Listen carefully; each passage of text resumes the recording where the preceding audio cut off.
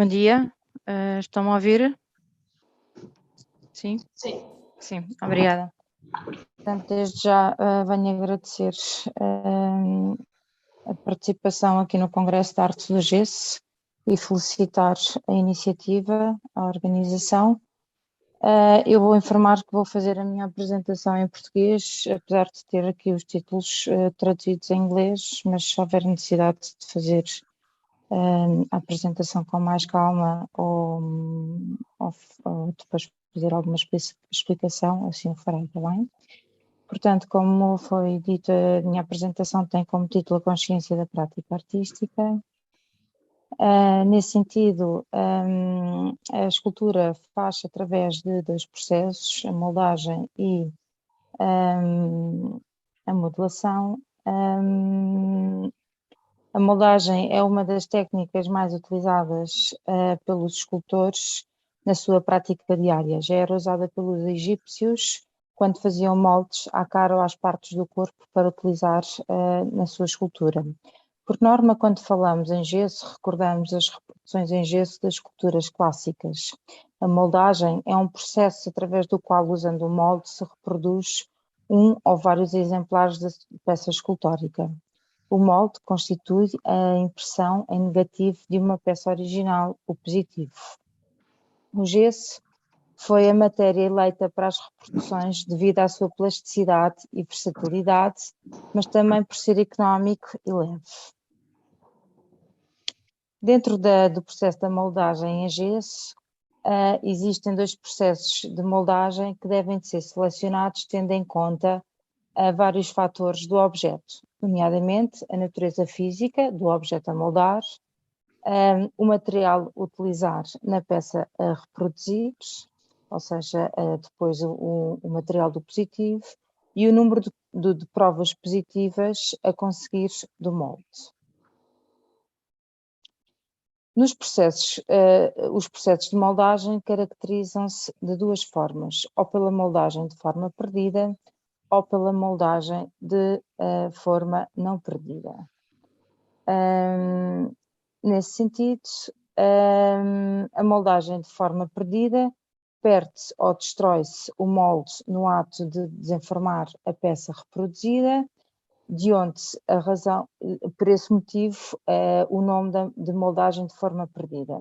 A escolha deste tipo de moldagem obedece a critérios como a peça a reproduzir ser frágil e querer preservar o material resistente, a peça a reproduzir apresentar formas complexas ou a peça a reproduzir constituir um exemplar único. Por outro lado, a moldagem de forma não perdida ou permanente é quando um molde não é destruído na sua fase de desenformar, pelo qual pode ser reutilizado. Neste sentido, recorre-se a este tipo de moldagem para o tipo de peças que são para ser reproduzidas mais do que uma vez. O conhecimento das técnicas e dos materiais ampliam o leque da exploração plástica, permitindo entender-se as distintas afinidades existentes entre o processo criativo e as qualidades dos materiais. A técnica reúne um conjunto de regras, métodos e processos de trabalho que destinam a obter certos resultados úteis, baseando-se num conhecimento cada vez menos empírico por se fundamentarem na ciência em que a reflexão, a descoberta e a invenção são a norma. Uma tecnologia, porém, não é um fim em si, mas antes um meio para alcançar uma finalidade, o domínio escultórico. Em relação à modelação, pode ser efetuada através de dois métodos, do talho direto, do método subtrativo, através, portanto, de um bloco de gesso, neste caso, ou através da modelação direta do método construtivo, ou seja, teremos que ter uma estrutura base e irmos adicionando gesso aos poucos até conseguirmos cobrir essa estrutura. Essa estrutura poderá ser efetuada através de madeira ou através de arames metálicos, de rede metálica, de panos, etc. O escultor Alberto Giacometti foi um dos escultores que começou a utilizar o gesso como material modelador. A maior parte das suas esculturas, na fase surrealista, são feitas através deste processo para serem depois posteriormente passadas a bronze. Portanto, poderemos aqui ver, por exemplo, nesta escultura, sobretudo do lado direito, que ainda conseguimos ver alguns restos, sobretudo das matérias ainda com alguns fios, portanto, de base têxtil.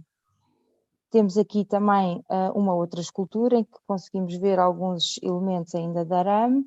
Aqui também recorre-se de uma outra matéria que é o sisal, em que nós mergulhamos o sisal no gesso ainda num estado pastoso e vamos cobrindo, portanto, a estrutura metálica para conseguirmos chegar à forma que o escultor pretende. Um outro animal.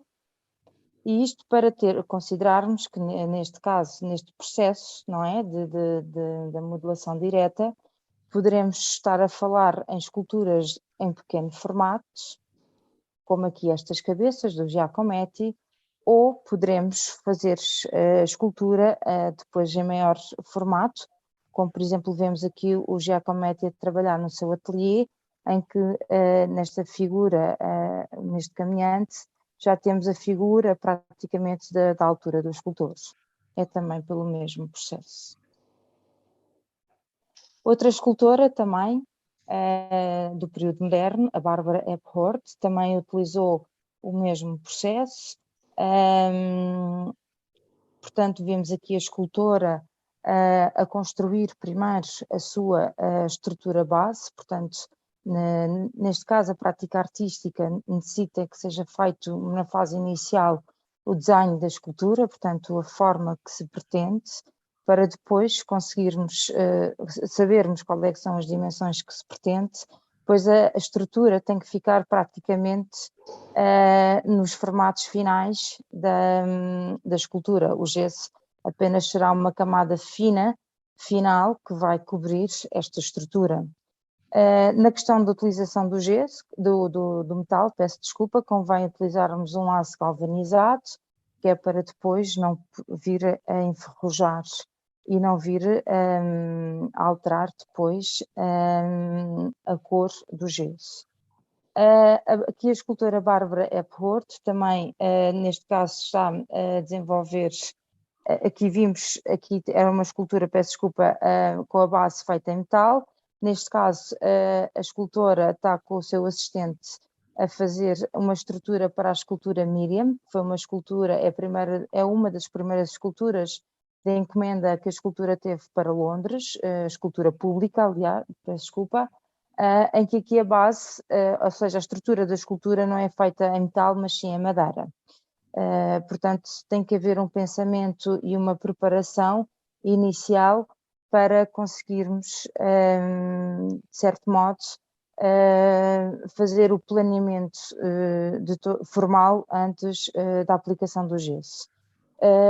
Saliento também que a Barbara Ephordt, nesta fase do seu processo, faz tal e qual como Alberto Giacometti, portanto, fazem primeiro as suas esculturas em gesso, para depois, posteriormente, as esculturas serem passadas a bronze. Aqui neste slide temos na fotografia do lado esquerdo a escultura concluída em gesso, portanto na modelação direta, e na fotografia da direita temos a escultura fundida em bronze e implantada em Londres. Esta escultura Miriam foi feita no início dos anos 60, foi inicialmente, portanto, implantada em Londres, mas depois, hoje em dia, podemos encontrá-la num dos jardins em Nova Iorque.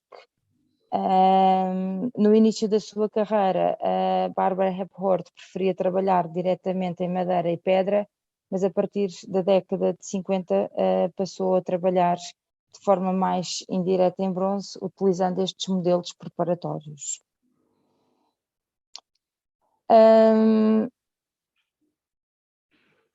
Aqui depois temos o Henry Moore, em que eu aqui peço desculpa, tenho o slide trocado. Vemos aqui o escultor a trabalhar no ateliê, também utiliza o mesmo processo, portanto a modelação direta para as suas esculturas. Aqui temos fotografias onde temos uma fase inicial também, temos a estrutura ainda numa fase muito inicial, apenas em metal. E depois o processo de aplicação do gesso até chegar a uma forma final. Portanto, esta é depois a forma final desta escultura, que é a Three-Piece Sculpture Vertebra, em bronze. Aplicou também o mesmo processo, utiliza o mesmo processo que o Alberto Giacometti e a Barbara Rapport, também a escultura pública. No mesmo sentido, não, já numa outra fase, não só como a utilização do gesso para um fim, para depois, ou seja, para serem depois reproduzidas as esculturas em bronze, mas ao assumir o gesso como matéria final das suas próprias esculturas. Temos o autor, o Tony Gregg, um outro escultor, em que aqui já utiliza, portanto, o molde e faz depois a produção das suas peças, mas aqui utiliza, portanto, o gesso como matéria final da escultura e desenvolve algumas instalações numa fase da sua obra. Temos aqui esta instalação em que há uma mistura também de madeiras e uma estrutura metálica. Aqui já são formas mais orgânicas. E aqui temos também formas com alguma dimensão também, mas também só feitas em gesso. No panorama nacional, na década de 90, há uma série de esculturas também produzidas em gesso. O José Pedro Croft, por exemplo, influenciado pela obra de Bruce Nauman, dos anos 60, inicia um conjunto de instalações onde as formas resultam da mistura do gesso com a madeira. Temos aqui o exemplo da Janitrix, de 1991. Aqui é uma outra escultura também apenas feitas em gesso, onde também é aplicada a modelação direta, portanto temos umas estruturas interiores e depois há a modelação direta. E o Rui Sanches, a par e passo como a primeira escultura que vimos do GP de Croft, também faz uma série de instalações de gesso e interliga também com alguns elementos de madeira. Portanto, aqui o que eu quero concluir com a minha apresentação é que o gesso nós temos, pela prática da escultura, normalmente quando falamos em gesso temos sempre aquela visão de que o gesso tem sido utilizado sobretudo para moldes e para chegar, é um meio para chegar a um fim, mas efetivamente durante o século XX houve uma série de escultores que utilizaram o gesso como matéria final, assumiram o gesso como matéria final, não só para esculturas de interior, mas também depois para esculturas públicas. Obrigada pela vossa atenção.